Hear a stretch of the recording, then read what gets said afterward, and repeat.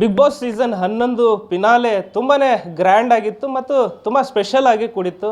ಈ ಒಂದು ಫಿನಾಲೆ ವೇದಿಕೆ ಮೇಲೆ ಸುದೀಪ್ ಅವರು ಕಣ್ಣೀರು ಹಾಕಿದಂಥ ಸಂದರ್ಭ ಕೂಡ ಒದಗಿ ಬಂದಿತ್ತು. ಅದಕ್ಕೆ ಕಾರಣ ಯುವಾನ್ ಅನ್ನೋ ಈ ಒಂದು ಚಿಕ್ಕ ಬಾಲಕ ನಮ್ಮ ಜೊತೆಗಿದ್ದಾನೆ. ಯುವಾನ್, ಸುದೀಪ್ ಸರ್ನೇ ಕಣ್ಣೀರು ಹಾಕ್ಸ್ಬಿಟ್ಟೆ, ಡ್ಯಾನ್ಸ್ ಮಾಡಿದೆ ಅವ್ರ ಮುಂದೆ. ಫಸ್ಟ್ ಟೈಮ್ ಡ್ಯಾನ್ಸ್ ಮಾಡಿದ್ದ ಅವ್ರ ಮುಂದೆ? ಅವ್ರ ಮುಂದೆ ಫಸ್ಟ್ ಟೈಮ್ ಮಾಡಿದ್ದು. ನಾನು ಅವ್ರಿಗಿಂತ ನೋಡೋಕ್ಕೆ ಶೂಟಿಂಗ್ ಇಂಥ ಮುಂಚೆ ನಾನು ಫುಲ್ಲು ಈಗರಾಗಿದ್ದೆ. ನಾನು ಯಾವಾಗ ನೋಡ್ತೀನಿ ಅಂತ ಫುಲ್ಲು ಖುಷಿ ಆಗಿತ್ತು ನನಗೆ, ನಾನು ಅವ್ರ ಮುಂದೆ ಡ್ಯಾನ್ಸ್ ಮಾಡ್ತೀನಿ ಅಂತ. ಓಕೆ, ಫಸ್ಟ್ ಟೈಮ್ ಅವ್ರ ಮುಂದೆ ಡ್ಯಾನ್ಸ್ ಮಾಡಿದೆ, ಕಣ್ಣೀರು ಹಾಕ್ಸ್ಬಿಟ್ಟು, ಆಮೇಲೆ ಬಂದು ನಿನ್ನ ಎತ್ಕೊಂಡ್ರು, ಆಮೇಲೆ ನಿನ್ಗೆ ಹಾರೈಸಿದ್ರು, ಆಮೇಲೆ ಜೊತೆಗೆ ನಿನ್ಗೊಂದು ಗಿಫ್ಟು ಕೊಟ್ರು ಅಲ್ವಾ? ನನಗೆ ಫುಲ್ ಖುಷಿ ಆಯಿತು ಅವ್ರು ಹಂಗೆ ಮಾಡಿದಾಗ. ನನ್ನ ಬಾಲ್ಯನ ಮತ್ತು ನಾನು ಆಗಿದ್ದಕ್ಕೆ ನಾನು ನಿಮಗೆ ಥ್ಯಾಂಕ್ಸ್ ಹೇಳ್ತೀನಿ ಅಂತ ಹೇಳಿದ್ರು.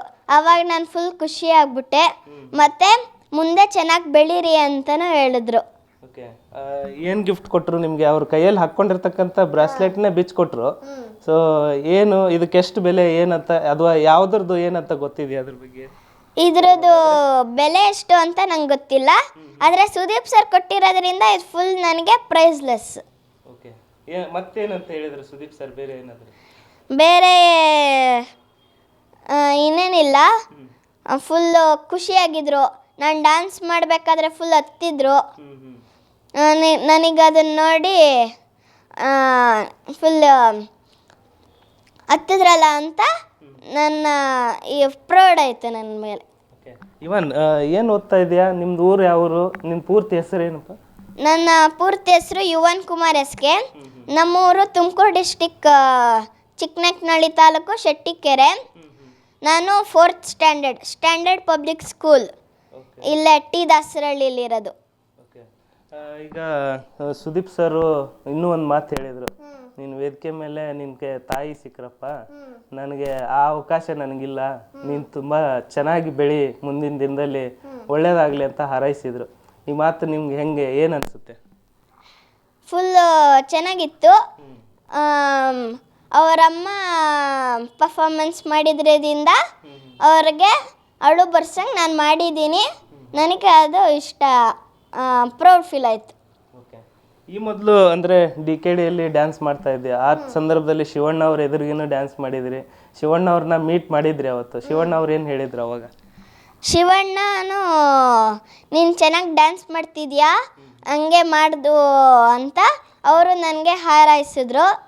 ಮತ್ತು ಹಂಗೆ ಮುಂದೆ ಬೆಳಿ ಅಂತಲೂ ಹೇಳಿದ್ರು. ಓಕೆ, ಈಗ ಶಿವಣ್ಣ ಅವರು ಹುಷಾರಿರಲಿಲ್ಲ, ಅಮೇರಿಕಕ್ಕೆ ಹೋಗಿ ಸರ್ಜರಿ ಮಾಡಿಸ್ಕೊಂಡು ಈಗ ವಾಪಸ್ ಬಂದಿದ್ದಾರೆ, ಹುಷಾರಾಗಿ ವಾಪಸ್ ಬಂದಿದ್ದಾರೆ. ಸೊ ಏನು ಹೇಳಕ್ಕೆ ಇಷ್ಟಪಡ್ತೀರಾ? ಅವರು ಹುಷಾರಾದರು ಅಂತ ಸ್ವಲ್ಪ ಖುಷಿ ಆಯಿತು.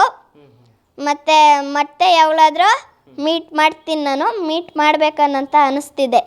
ಓಕೆ, ಇನ್ನೂ ಒಂದು ವಿಶೇಷ ಏನಂದರೆ, ಈ ಬಿಗ್ ಬಾಸ್ 11ರ ವಿನ್ನರು ಗೊತ್ತಲ್ವ, ಹನುಮಂತ್ ಅವ್ರು ವಿನ್ ಆಗಿದ್ದಾರೆ. ಏನನ್ಸುತ್ತೆ ವಿನ್ನರ್ ಹನುಮಂತ್ ಅವ್ರ ಬಗ್ಗೆ ಏನೋ ಹೇಳಿ? ಹನುಮಂತು ವಿನ್ ಆಗಿರೋದು ನಂಗೆ ಫುಲ್ ಇಷ್ಟ. ಅವರು ನನ್ನ ಫೇವ್ರೆಟ್ ಬಿಗ್ ಬಾಸ್ ಸೀಸನ್ 11ಅಲ್ಲಿ. ಮತ್ತು ಅವರು ಟಾಸ್ಕ್ ಎಲ್ಲ ಮಾಡ್ತಿದ್ದಿದ್ದು ಮೈಂಡ್ ಯೂಸ್ ಮಾಡಿ ಮಾಡ್ತಿದ್ರು, ಅದು ನಂಗೆ ಫುಲ್ ಇಷ್ಟ ಆಗ್ತಿತ್ತು. ಓಕೆ, ಬಿಗ್ ಬಾಸ್ ಒಂದು ವೇಳೆ ಹನುಮಂತ್ ಅವ್ರು ಗೆಲ್ಲದೆ ಇದ್ದರೆ ಮತ್ತು ಬೇರೆ ಯಾರು ಗೆಲ್ಬೋದಿತ್ತು ಅಂತ ಅನಿಸುತ್ತೆ ನಿಮಗೆ? ನನಗೆ ಹನುಮಂತು ಇಲ್ಲ ಅಂದಿದ್ದರೆ ತ್ರಿವಿಕ್ರಮು ಅಥವಾ ಯಾರಾದರೂ ಧನ್ರಾಜು. ಓಕೆ, ಸುದೀಪ್ ಸರ್ ಕೊಟ್ಟಂಥ ಪ್ರೈಸ್ಲೆಸ್ ಗಿಫ್ಟು ಹೇಗೆ ಕಾಪಾಡ್ಕೊತೀರಿ, ಹೆಂಗೆ ಇಟ್ಕೊತೀರಾ, ಏನು ಅಂತಂದು? ಒಂದು ಫ್ರೇಮ್ ಮಾಡಿಸ್ತೀವಿ, ಮತ್ತು ಫುಲ್ಲು ನನ್ನ ಲೈಫ್ ಲಾಂಗ್ ಇದು ನನ್ನ ಜೊತೆಲಿ ಇರುತ್ತೆ. ಓಕೆ, ಈ ಮೂಲಕ ಪಬ್ಲಿಕ್ ಟಿವಿ ಮೂಲಕ ಸುದೀಪ್ ಸರ್ಗೆ ಏನು ಹೇಳೋಕ್ಕೆ ಇಷ್ಟಪಡ್ತೀರಾ ಈ ಮೂಲಕ? ಥ್ಯಾಂಕ್ಸ್ ಸರ್, ಇದನ್ನು ಕೊಟ್ಟಿದ್ದಕ್ಕೆ. ನನಗೆ ಇದನ್ನು ನನ್ನ ಲೈಫ್ ಲಾಂಗ್ ಫುಲ್ ಇಟ್ಕೊಂಡಿರ್ತೀನಿ ಅಷ್ಟೇ.